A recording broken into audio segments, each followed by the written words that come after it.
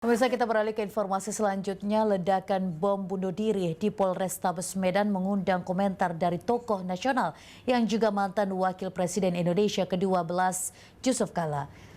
Yusuf Kala menyebut aksi teror tersebut kerap muncul beberapa hari terakhir disebabkan pengaruh dari Al-Qaeda dan ISIS.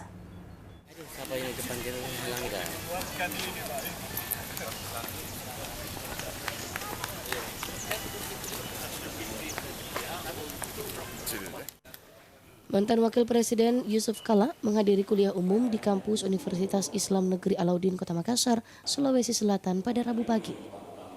Di kampus UIN Alauddin Makassar, mantan Presiden Republik Indonesia ke-12 ini mengomentari soal ledakan bom bunuh diri di Polrestabes Medan. Yusuf Kala menyebut aksi teror tersebut disebabkan pengaruh dari Al-Qaeda dan ISIS. JK berpesan masyarakat Indonesia untuk lebih memahami Islam moderat sehingga tidak ada lagi aksi teror di Indonesia. Teti Novianti, Slebes TV. Oke, Pak JK.